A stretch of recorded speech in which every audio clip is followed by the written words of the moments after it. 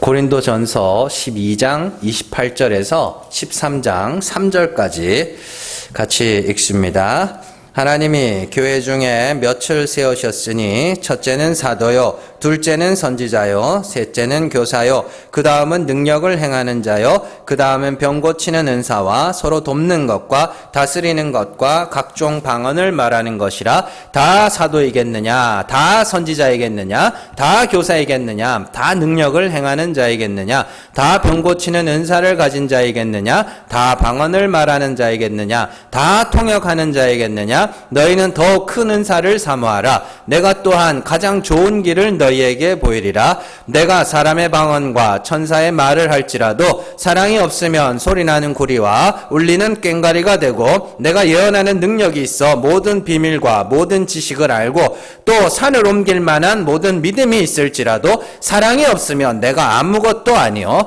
내가 내게 있는 모든 것으로 구제하고 또 내 몸을 불사르게 내줄지라도 사랑이 없으면 내게 아무 유익이 없느니라. 아멘. 고린도전서 77번째 시간입니다. 우리의 사랑이 그렇게 중요한가? 제가 개척을 하면서 한 가지 결심한 게 있습니다. 마음으로 결심을 한 게 있어요. 절대로 내가 할 수 없는 것을 성도들에게 강요하지 말자 였습니다. 뭐 100% 지켜지지는 않았지만 그럼에도 가능하면 지키려고 많이 애를 쓰고 노력을 합니다. 왜냐하면요, 그게 참 양심에 찔리는 일이거든요. 나도 못하는 걸 성도들에게 강요한다는 것이 굉장히 양심에 찔립니다. 사람들이요, 삶이 뒷받침되지 않는 가르침은 귀를 기울이지 않습니다. 그래서 실제로 돈이 많은 사람이 돈을 버는 이야기를 하고, 공부를 잘하는 사람이 공부를 잘하는 방법에 대한 이야기를 해야 비로소 그 말에 힘이 실리는 거지, 돈도 없는 사람이 어떻게 하면 돈을 번다고 하고 또 공부도 못 해본 사람이 어떻게 하면 공부를 잘한다 이런 이야기를 하는 것이 참 그게 무시당하는 일입니다. 사실은. 그러니까 이게 우리가 요즘에 뭐 속된 말로 꼰대 그러잖아요. 근데요, 아무나 보고 꼰대라 안 그럽니다. 이뤄놓은 것도 없으면서 이래라 저래라 하는 그 사람들이 진짜 꼰대거든요. 근데 진짜 이렇게 이뤄놓은 게 있는 사람들은요, 막 지적을 해도 꼰대라 안 그래요. 그냥 새겨 듣지. 그러니까 어쨌든 참 제가 그래서, 야, 내가 못하는 거는 설교하지 말자.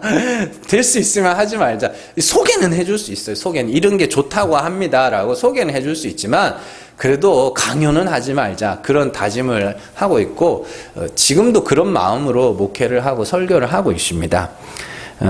그래서 가끔씩 오늘날 교회에서 선포되는 설교들의 그 내용들을 들어보면 과연 이 시대 목회자들에게는 양심이라는 게 있기는 있는가, 그런 생각을 할 때가 있습니다.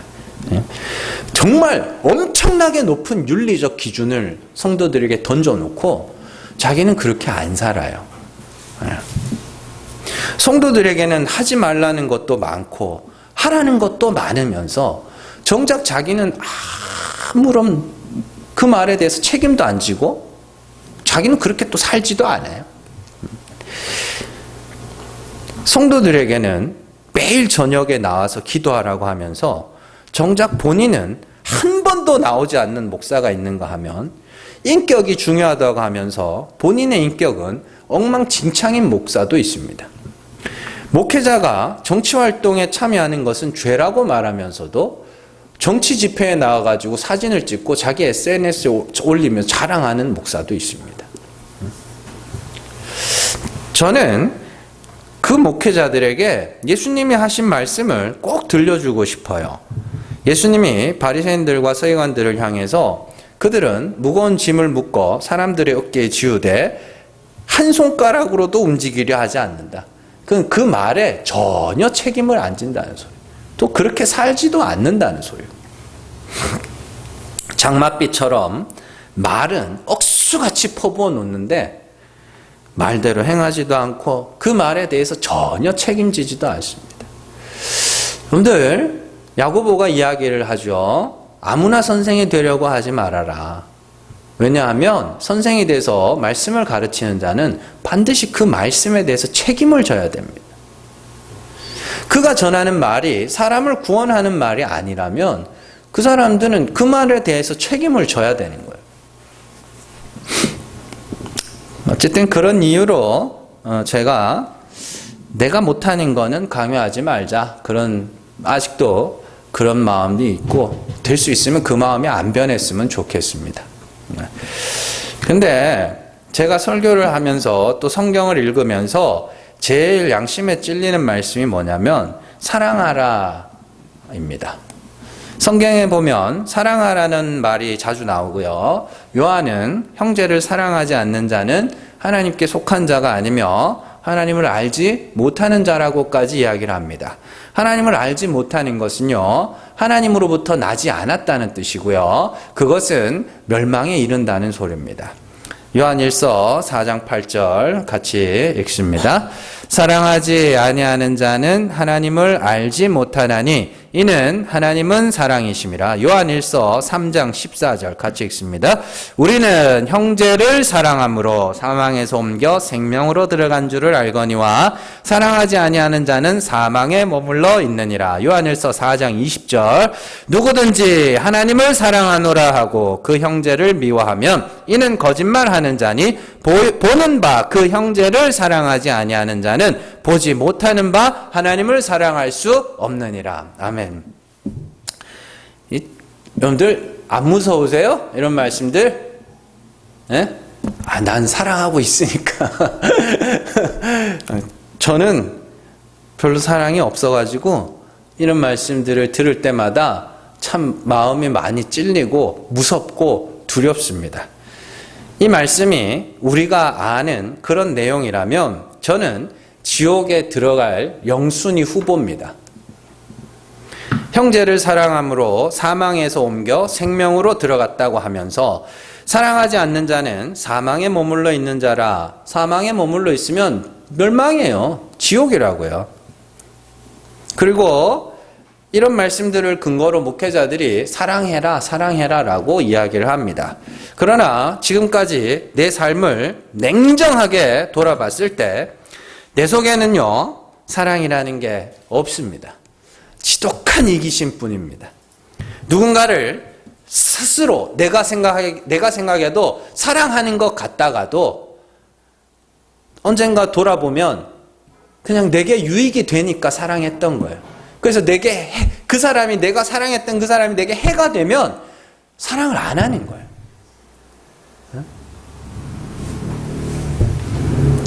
누군가를 위해서 작은 희생을 치르다가도 그 희생이 내게 손해가 된다 싶으면 이내 손을 떼버려요. 그래서 저는 이런 말씀들을 참 감상적으로 해석하는 사람들이 너무 싫습니다. 경멸스럽고 너무 싫습니다. 사랑하면 좋다고 그런데 저는 그런 말씀들을 들을 때마다 솔직히 말하면 너무 무거운 짐이고요. 정말 그런 자가 천국에 들어간다면 나는 천국에 갈 수 없겠구나. 그런 생각이 자꾸 듭니다. 그러면서 마음 한쪽에 드는 생각이 하나님이 원하시는 것이 정말 사람을 감정적으로 사랑해 주라는 것일까? 그런 의문이 생겨요. 그래서 사람은요, 궁지에 몰리면 살 길을 찾기 마련이거든요. 그래서 사랑에 대한 오늘 설교는 저에게 있어서 피난처 같은 설교입니다. 정말 지금까지 수많은 목회자들이 고린도전서 13장의 말씀을 사람과 사람 사이의 사랑에 대해서 사람과 사람에 대한 이야기라고 하면서 우리가 서로 사랑하자고 이야기했지만 그때마다 적어도 제 안에서는 엄청난 내적 갈등이 있었고 도저히 질 수 없는 짐을 져야 할 것 같은 무거운 마음이 있었습니다. 그래서 오늘 말씀은 많은 연구 끝에 탄생한 저의 자기 방어적 설교입니다. 그리고 다음 주에는 사랑하라는 게 뭔지를 제가 정확하게 설명을 해드릴 건데 그건 누구나 할 수 있는 겁니다. 누구나 할 수 있는 거라서 그건 다음 주에 배우실 거고 오늘 말씀은 자기 방어적 설교입니다. 자, 그리고 이것이 성경의 진의이기도 합니다. 많은 사람들이 오해하는 사랑에 대한 그 진의를 제가 설명을 해드릴 거예요. 그래서 참 제가 설교 준비를 하고 원고를 지금까지 이렇게 못 읽어도 한 5-6번을 읽거든요. 설교 준비를 하면서. 그러면서 참 많은 위로를 받았습니다. 제가 저를 위로하는 설교. 그런 거죠. 그래서 혹시 저와 같은 내적 갈등이 있었던 성도들에게는 오늘 설교가 많은 위로가 될 거고, 아직까지도 이 사랑을 사람을 사랑해야지라고 그렇게 듣고 있는 사람들에게는 많은 공격의 대상이 될 수도 있을 겁니다. 자, 오늘 사도 바울은 오늘 말씀에서 12장의 그 은사에 대한 이야기를 결론 지으면서 사랑에 대한 이야기로 이렇게 스무스하게 이렇게 넘어갑니다. 먼저 살펴볼 내용은 우리가 12장 전체의 내용을 먼저 살펴보도록 할게요. 자, 12장에서 신령한 자는 성령으로 말미암아 예수를 저주할 자라 하지 않고 예수를 주라 고백하는 자들이 신령한 자들이다라고 이야기를 합니다. 그리고 예수를 주라 고백한 자들에게는 성령으로 말미암아 그들에게 임한, 성령이 임해야 그 고백을 하잖아요. 그들에게 임한 성령으로 말미암아 각기 은사가 주어집니다. 그래서 은사라는 것은 성령으로 말미암아 주어지는 것이기 때문에 사람에게 선택권이 있는 것이 아니라 하나님이 일방적으로 우리에게 주시는 것이라고 말씀을 드렸죠. 그렇기 때문에 은사에 따라 사람의 귀천이 존재할 수 없다고 말씀드렸습니다. 왜요? 우리가 선택한 게 아니니까 그 은사는. 이해되시죠? 내가 그 은사를 선택한 게 아니고 하나님이 일방적으로 주신 거기 때문에 이 사람이 더 귀하니까 그 은사를 줬고 이거 아니란 말이에요. 하나님이 그냥 그 사람에게 맞게 그렇게 주신 거예요. 자, 동시에 은사는 그리스도의 몸을 세우기 위한 하나의 기능일 뿐이지 그것이 사람의 신령함을 결정짓는 요소가 아니며 그 은사가 심지어 우리의 믿음을 대변할 수도 없습니다. 우리가 수요일 날도 산상순의 말씀을 읽었죠. 나더러 주여 주여 하는 자마다 천국에 들어갈 것이 아니라 아버지의 뜻대로 행하는 자라에 들어갈 것이다 하면서 그날에 많은 사람들이 나더러 주여 주여 내가 주의 이름으로 선지자 노릇하고 많은 능력을 행하고 그렇게 많은 말씀을 가르쳤다고 이야기를 하잖아요. 그러니까 그런 능력을 행하고 말씀을 가르치고 그런 직분이나 그런 은사가 그런 능력이 그 사람의 믿음을 대변해 주는 게 아니라는 이야기입니다. 네. 그리스도를 주라 고백하는 모든 성도는 모두가 신령한 자입니다. 그렇기 때문에 은사라는 것은 몸의 각 지체가 가지는 고유한 기능으로 봐야 하는 것이지 그 기능을 근거로 누가 더 귀하다, 누가 덜 귀하다 할 수 없다고 했습니다. 또한 바울은 은사를 성도들의 관계적 측면으로도 해석을 해줬습니다. 성도의 관계는 한 몸을 이루는 지체로서 공생의 관계입니다. 그죠? 손이 일을 하는 것도 입이 일을 하고 눈이 일을 하고 귀를 일을 하는 것도 모두가 뭐예요? 몸을 위해서 하는 것이죠. 그렇기 때문에 성도들의 각자의 은사는 공생의 관계, 그 공생의 관계를 갖고 있어요. 그렇기 때문에 공생의 관계를 맺을 때 자연스럽게 뭐가 된다고요? 공감 능력이 발생하게 된다고요. 그러나 관계가 잘못 맺어지는 경우가 있습니다. 어떻게 해요? 공생의 관계가 아니라 경쟁의 관계가 됐을 때, 서로 비교의 대상이 되고 경쟁의 대상이 됐을 때는 그건 뭐예요? 암세포가 몸에 번지듯이, 누룩이 퍼지듯이 그렇게 변질된다라고 제가 말씀을 드렸습니다. 자, 그렇기 때문에 우리는 그리스도가 아니면 죽어야 할 죄인임을 날마다 기억하고 확인해야 된다고 그렇게 말씀을 드렸죠. 자, 그래서 사탄은 교회 안에서, 교회 공동체 안에서 사탄이 무슨 일을 하겠어요? 사람을 높여주겠죠. 이렇게 비교하게 만들겠죠. 경쟁 심리를 부추기겠죠. 예, 그런 겁니다. 그러나 성령은 우리를 낮추시고. 그래서 야고보가 어떻게 해요? 겸손해라. 그게 마귀를 대적하는 거야 라고 설명을 해주는 겁니다. 그러니까 어떻게 겸손해요? 내 죄를 기억하고 내 죄를 바라보고 나를 하나님 앞에서의 나라는 존재의 가치를 살피는 것이 자기를 살피는 것이며, 그렇게 되면 겸손해지는 것이죠. 그게 우리가 하나님을 가까이 하는 것이며 그게 마귀를 대적하는 겁니다. 자, 고린도전서 1장 30절에서 31절 같이 읽습니다. 너희는 하나님으로부터 나서 그리스도 예수 안에 있고 예수는 하나님으로부터 나와서 우리에게 지혜와 의로움과 거룩함과 구원함이 되셨으니 기록된 바 자랑하는 자는 주 안에서 자랑하라 함과 같게 하려 함이라. 아멘. 성도의 관계는 나와 너의 관계가 아니라 그랬습니다. 모두가 그의 너예요. 그의 너. 그리스도로 말미암아, 그리스도라는 한 축으로 말미암아 서로 연결되어 있는 관계이기 때문에 나와 너의 관계로 이해를 해서는 안 됩니다. 나와 너의 그의 너. 아, 그리스도의 형제니까, 그리스도께서 피로 값주고 사신 성도니까, 그리스도께서 죽으신 형제니까, 그러니까 이해해줘야 되는 것이고, 그러니까 받아줘야 되는 것이고, 그러니까 서로 공감해 줄 수 있는 것입니다. 나와 너의 관계는 언제든지 틀어질 수 있고 잘못될 수 있습니다. 그렇게 은사의 이야기를 마무리하면서 사도 바울은 오늘 말씀에서 굉장히 중요한 말씀을 합니다.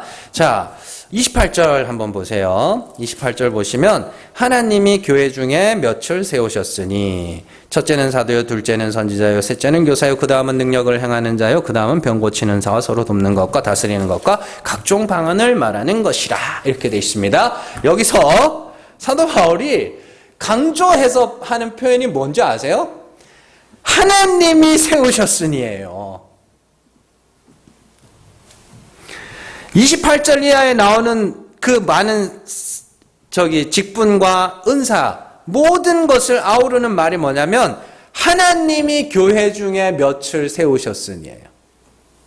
그러면 베드로나 바울 같은 사람을 사도로 세우신 분이 누구예요? 하나님입니다. 선지자, 교사로 세우신 분은 누구예요? 하나님이에요. 각양 은사를 주신 분도 하나님이에요. 그렇다면 하나님이 하시는 일에 악한 것이 있을 수가 없으며 하나님이 하시는 일에 차별이 있을 수가 없으며, 그렇죠?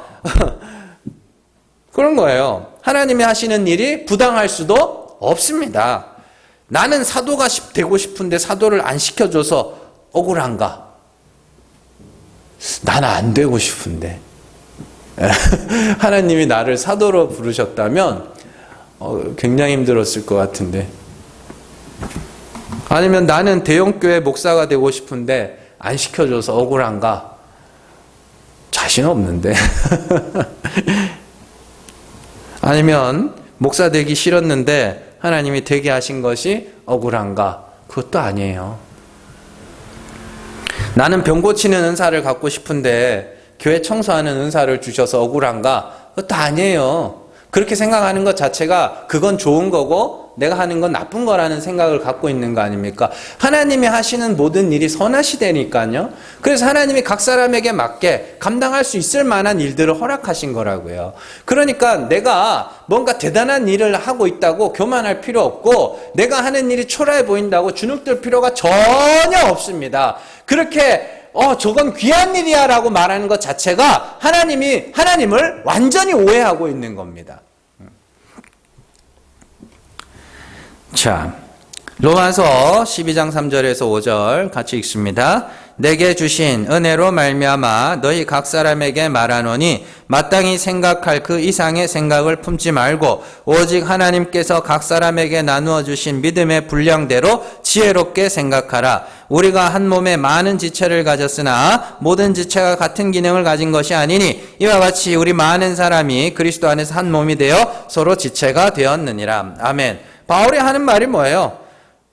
생각할 그 이상의 생각을 품지 말고 믿음의 분량대로 뭐 하라고요? 그냥 각자의 일을 하라고요.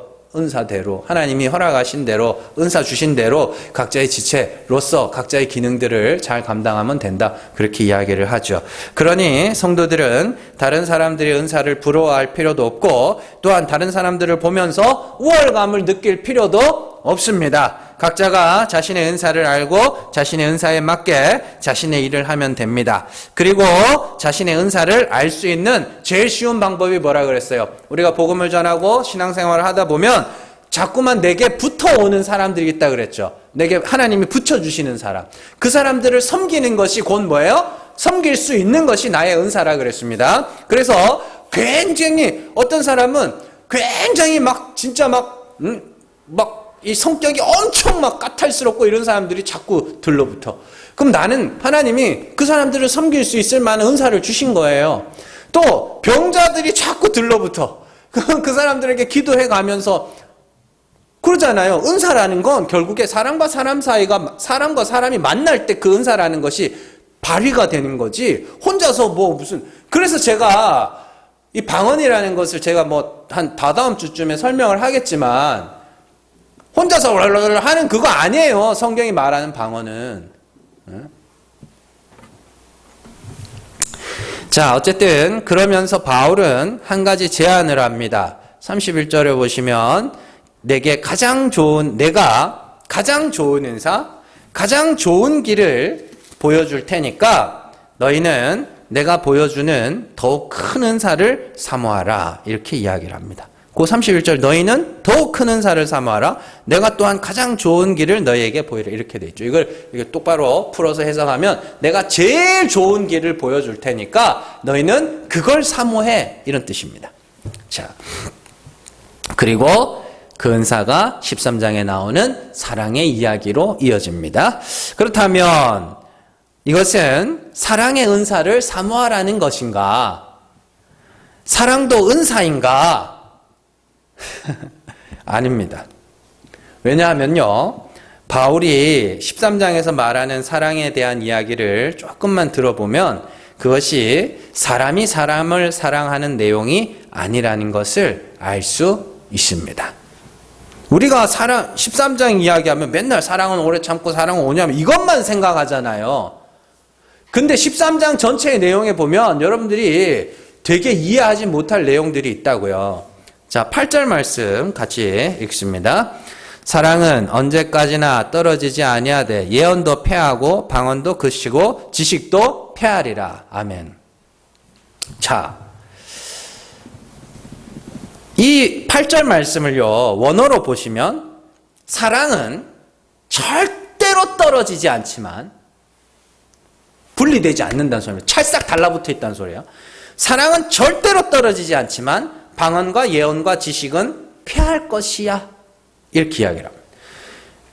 여기서 패한다, 카탈게오, 이게 뭐냐면 쓸모 없어진다는 소리예요.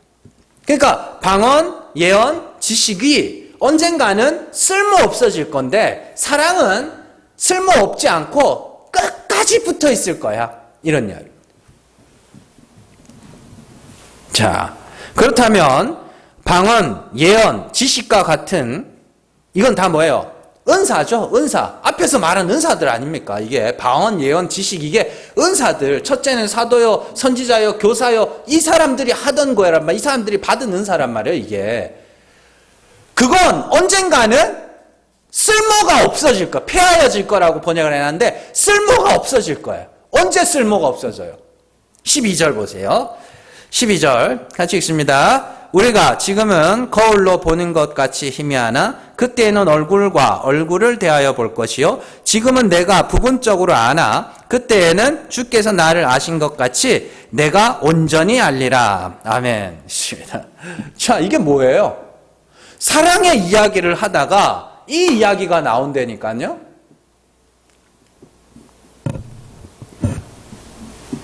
자, 예언, 방언, 지식. 이게 언제 쓸모가 없어지냐면 하나님을 마주했을 때. 네, 이해되시죠? 우리가 지금은 거울로 보는 거, 옛날 거울은 이게 동 있잖아요. 동을 팍 닦아가지고 이렇게 그런 거울이란 말이에요. 그래서 희미했어요. 희미한 거울이었어요. 그래서 지금은 거울로 보는 것 같이 희미하지만 그때에는 얼굴과 얼굴을 대하여 볼 것이고 지금은 부분적으로 알지만 그때에는 주께서 나를 아신 것 같이 뭘 알아요? 내가 주님을 안다는 소리입니다. 사랑의 이야기를 하면서 이런 말씀들이 나오는 이유를 알아야 됩니다. 자, 바울이 예언과 방언과 지식의 이야기를 하면서 지금은 거울로 보는 것 같이 희미하지만 그때에는 얼굴과 얼굴을 대면하여 볼 것이라고 이야기를 합니다. 그럼 바울이 희미하게 아는 게 뭐예요? 그때가 되면 선명히 알게 될 거는 뭐예요? 하나님이라니까요. 우리가 신앙생활하고 성경을 읽어가다 보면은 참 나름대로 답을 찾는 재미가 있습니다. 성경을 보면서 이게 이거였구나라는 것을 막 진짜 재밌어요. 진짜 재밌고 가끔은 진짜 하나님 앞에 너무너무 감사할 때가 있습니다. 몰랐던 걸 알아갈 때, 궁금했던 거, 도대체 이게 뭔 말일까 궁금했을 때 하나님이 진짜 막 깨닫게 하실 때가 있거든요. 그때는 너무 감사해요. 절로 찬송이 나오기도 합니다. 근데 사실은 다 알지 못해요. 아직도 답답한 게 너무 많습니다. 그럴 때마다 농담 삼아 하는 말이 있죠. 야, 나중에 천국 가서 물어봐. 천국 가서 물어봐. 저는 제가 제일 궁금한 게 뭐냐면 요즘에 들어서 초대교회 성도들이 과연 모여서 뭘 했을까요? 물론 성경에는 떡을 떼며 뭐 이렇게 되어 있는데 구체적으로 그 장면을 보고 싶어요. 그들이 진짜 모여서 뭘 했을까? 사도 바울과 전도단들이 모여가지고 새벽녘까지 이야기를 나눴다 그러잖아요. 무슨 얘기를 했을까? 그 사람들이 매일같이 모였다는데 저는 지금도 그게 너무 궁금해요. 정말로 제가 오죽하면은 새벽에 이제 기도하다, 오늘 새벽은 아닙니다. 한동안 하나님 진짜 한번 환상으로라도 좀 보여달라고. 그 사람들이 뭘 했는지, 모여서 뭘 했는지를 알면 내가 우리 교회를 정말 초대교회처럼 그렇게 한번 해보지 않겠냐고. 근데 모르겠어요. 저는 물어보고 싶어요. 사도 바울이나 베드로나 이런 사람들한테 가서 어떻게 모여서 뭐 했어요? 이렇게 한번 물어봤으면 좋겠어요. 자, 어쨌든 우리가 이렇게 모르는 게 있으면은 농담 삼아서 야, 천국 가서 물어봐 뭐 이런 이야기를 합니다만은 바울이 그 소리를 하고 있는 거예요. 예언, 방언, 지식 같은 것들은 확실하게 하나님에 대해서 말해주지 않습니다. 그렇죠? 본체이신 그 하나님을 알 수 없습니다. 다만 하나님이 계시해 주시는 만큼만 알 수 있죠. 그래서 사도 바울이 내가 하나님의 계시를 받아서 말한다고 이야기를 하는 거 아닙니까? 그래서 사도나 선지자들이 하나님의 계시를 받아서 일부분만 말할 수 있게 되는 거예요. 그게 뭐예요? 방언이며 예언이며 지식입니다. 그게. 그럼에도 불구하고 아직까지도 모르는 게 많아요. 그래서 희미하게 안다고 이야기를 하는 겁니다. 그래서 바울은 나중에 하나님과 대면하면, 얼굴과 얼굴로 마주보고 대면하게 되면 지금 성령으로 말미암아 희미하게 아는 예언과 방언과 지식은 다 쓸모가 없어지게 될 거라고 이야기를 하는 거예요. 이해되시죠? 여기까지는. 자, 그럼에도 불구하고 절대로 우리에게서 떨어지지 않는 것이 하나 있는데 그게 사랑이라고 이야기를 합니다. 그렇다면 사랑이라는 것은 천국에서도 쓸모가 있다는 소리죠. 그러면 천국에서도 쓸모 있는 그 사랑이라는 것이 우리가 이 땅에서 사람과 사람끼리 사랑하는 그 사랑이겠네요. 하나님의 사랑이에요. 네.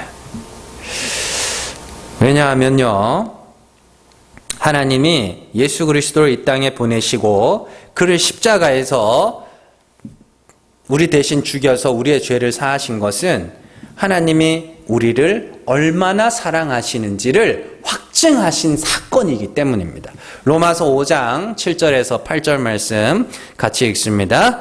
의인을 위하여 죽는 자가 쉽지 않고 선인을 위하여 용감히 죽는 자가 혹 있거니와 우리가 아직 죄인 되었을 때에 그리스도께서 우리를 위하여 죽으심으로 하나님께서 우리에 대한 자기의 사랑을 확증하셨느니라. 아멘. 중요한 건 뭐예요? 그리스도의 십자가를 통하여 하나님이 우리를 얼마나 사랑하시고 하나님이 우리를 어떻게 사랑하셨는지 그 사랑을 우리에게 확증하셨대. 이게 중요한 거예요.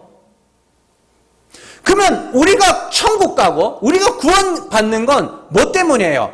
그리스도를 통하여 나타내신 하나님의 사랑이 우리를 거기에 올라가게 하는 거 아닙니까? 그럼 우리가 거기서 찬송하고 감사하고 우리가 기뻐해야 될 게 뭐예요? 하나님의 사랑이라니까요.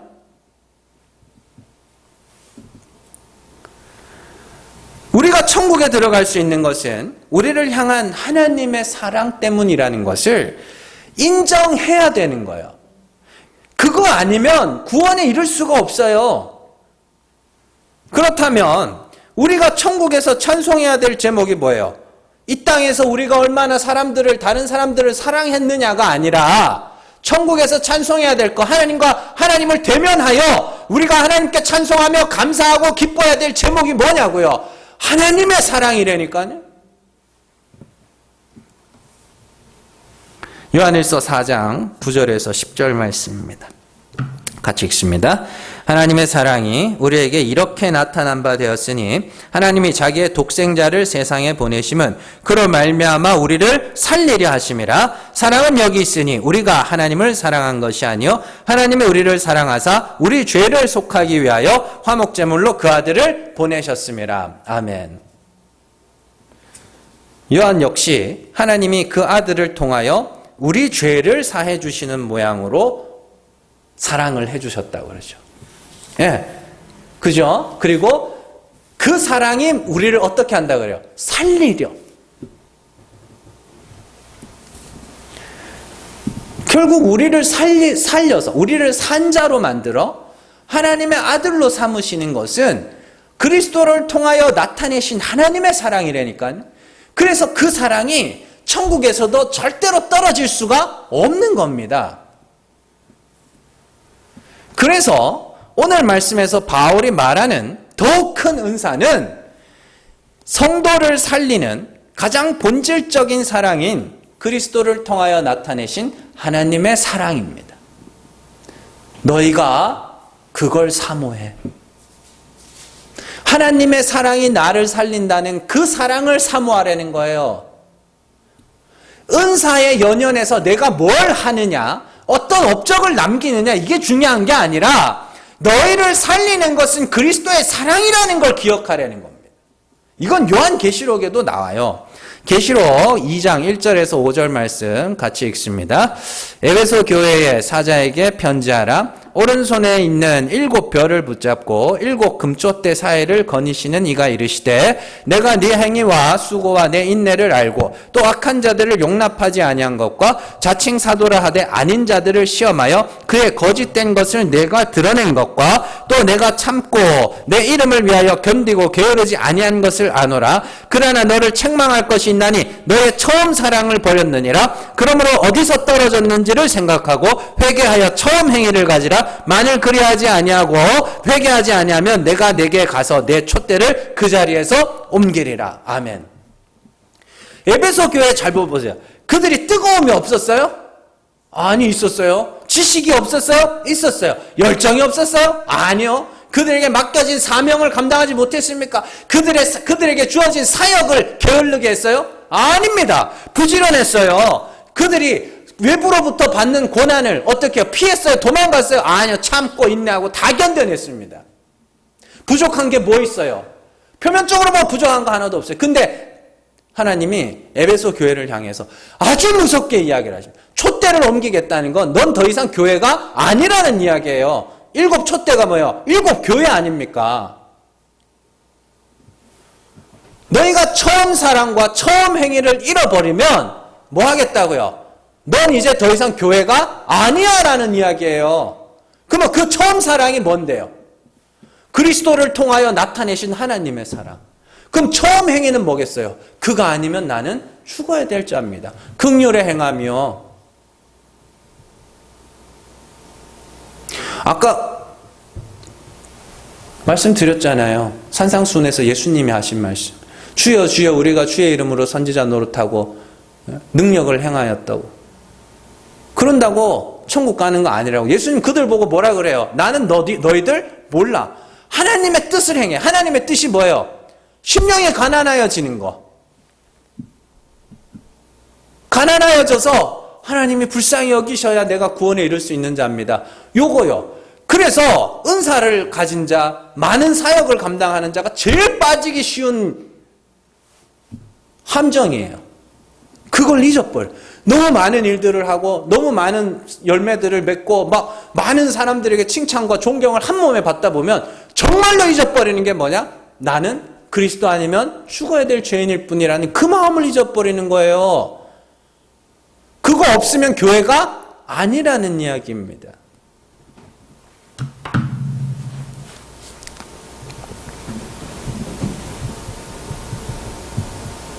제일 중요한 건 그리스도를 통하여 나타내신 하나님의 사랑입니다. 그것이 믿음과 소망과 사랑 중에 제일 중요한. 왜요? 믿음은 뭔데? 하나님이 죽은 자를 살리시는 이 힘을 믿는 거죠. 소망은 뭐예요? 내가 그리스도와 함께 죽고 어떻게 해요? 하나님이 다시 살리심을 소망하는 거죠. 사랑은 뭐예요? 그 죽은 자를 살리시는 하나님의 사랑이란 말입니다. 그래서 믿음과 소망은 천국에 가면 어떻게 해요? 패해져요. 사랑은 죽은 자를 살리시는 하나님의 사랑이 찬송의 제목이에요. 떨어지지 않아요. 감사의 제목이에요. 기쁨의 제목이에요. 에베소서 2장에서 사도 바울이 이야기를 하죠. 하나님이 우리를 은혜로 구원하신 이유가 뭐라 그래요? 그 은혜의 풍성함을 나타내시기 위함이라. 어떤 육체도 자랑하지 못하게 하시겠다. 고린도후서 13장 4절에서 5절 말씀입니다. 같이 읽습니다.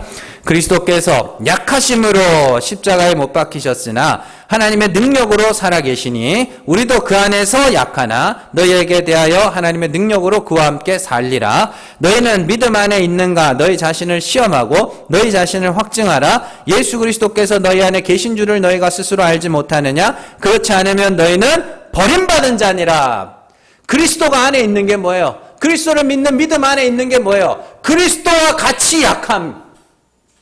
그러나 하나님이 죽은 자를 그리스도를 죽은 자 가운데서 살리신과 같이 나도 살리실 줄을 소망하고 믿고, 그게 그리스도 안에 있는 겁니다. 그게 없으면, 그래서 내가 그리스도와 같이 약함의 자리에 거하지 않으면 그는 뭐예요? 버림받은 자.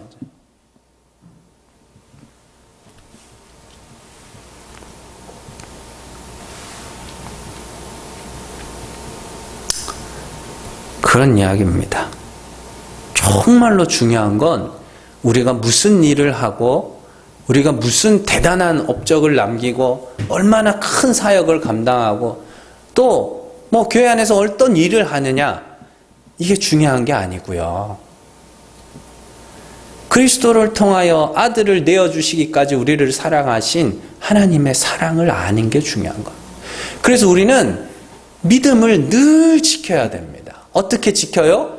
나는 그리스도 아니면 죽어야 할 죄인이지. 그걸 늘 지켜야 되는, 그 마음을 지켜야 되는 거예요.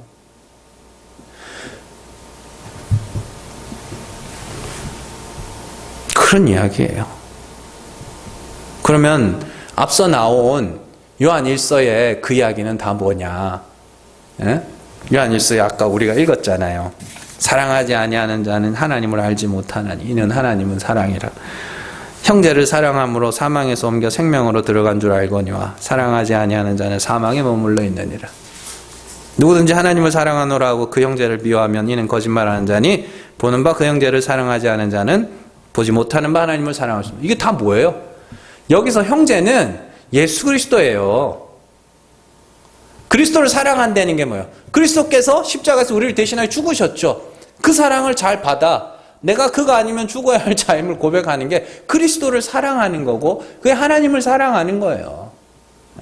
그래서 우리는 형제를 사랑함으로 사망에서 옮겨 생명으로 들어간 줄, 이게 요한복음 5장 24절에 나오는 말씀이잖아요. 그리스도를 믿음으로 우리는 어떻게 됐다고 그래요? 사망에서 옮겨 생명으로 들어갔다고. 누구든지 하나님을 사랑하느라고 그 형제, 예수 그리스도를 미워하면 이는 거짓말하는 자니 보는 바 그 형제가 누구예요? 하나님, 본체이신 하나님을 나타내기 위하여 오신 예수 그리스도를 너희가 그를 하나님으로 여기지 못하면, 그를 통하여 참 하나님이 어떤 분인지를 믿지 않는데 어떻게 그 하나님을 사랑할 수 있겠느냐?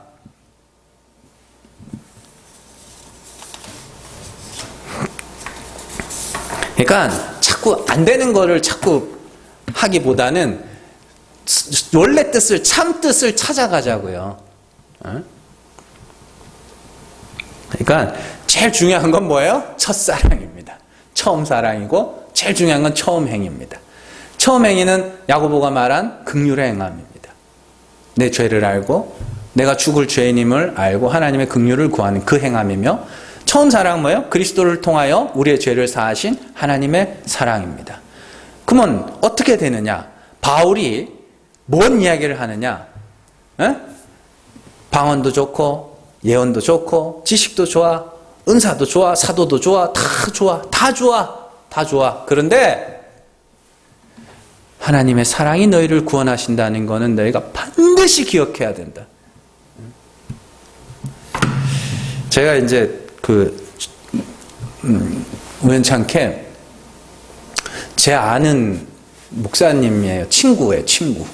저보다 이제 한 살 많죠? 친구인데, 요즘에 이제 교계의 큰 이슈 중에 하나가, 분당 우리 교회에서 이렇게 파송했잖아요. 교회를 30여 개인가? 하여튼 그렇게 파송을 했는데, 뭐 정확하게 몇 명을 붙여줬는지 모르겠어요. 근데 대충 아마 한 200~300명씩 붙여줬다고 그렇게 제가 알고 있어요. 듣기로는. 근데 그 파송된 목사님 중에 하나가 제 친구더라고요. 우리 학부 때 동기예요. 많이 친하진 않는데 동기예요. 그러다가 이제 소식을 들었는데 뭐라 그러냐면, 같이 나간 성도들이 그 목사님한테 부탁을 하더래요. 주방 만들지 말자. 교회에 주방 만들지 말자. 왜 그러냐고 그랬더니 거기서 싸움이 다 난대. 교회가 시끄러워지는 게 그것 때문이래. 와서 본인들이 일하기 싫어서 그러는 것도 아니고 교회 와서 제발 좀 조용하고 싶다는 거예요. 제발 좀 평안하게 예배 다니고 싶은데 아무리 따져봐도 거기서 다 갈라지고 다 싸움 나고 다 그러는데, 그래서 안 만들었대요. 개척 시작했는데. 그래서 제가 진짜 잘했다 그랬어요. 너무너무 잘한 거라고. 일하는 게 중요한 게 아닙니다. 우리 교회 와 일하러 오는 거 아니잖아요. 무슨 일을 하든, 아무것도 안 해도 괜찮으니까 여러분들, 우리가 그리스도가 아니면 내가 죽어야 할 죄인일 뿐이며, 그리스도를 아들을 내어주기까지 우리를 사랑하신 그 하나님의 사랑을 끝까지 붙잡고 가는 겁니다. 무슨 대단한 사역을 하고 무슨 대단한 은사를 하든지 그거 없으면 다 죽어요. 네. 제가 말씀드리죠. 에베소 교회에 대해 예수님이 그렇게 말씀하셨죠. 예수님도 산상수훈에서 그렇게 말씀하셨죠. 정말 중요한 거 하나님의 사랑입니다. 그 사랑이 끝까지 우리 곁에 붙어서 우리를 하나님 앞으로 데려갈 겁니다. 정말로 우리의 일 때문에, 사역 때문에, 은사 때문에 그거 잊지 말자고요. 기본이 제일 중요하다? 기본기가 중요하다? 아니요. 기본이 우리를 구원하는 겁니다. 잘 기억하시고 기본을 끝까지 지키면서 하나님의 사랑이 나를 구원하신다는 그 사실을 절대로 잊지 말고, 정말 그 사랑 앞에서 항상 낮은 자로서, 예수 십자가만 자랑하는 자로서 정말 그렇게 낮아져가는 저 여러분들 되시기를 주님의 이름으로 축원합니다. 기도하겠습니다.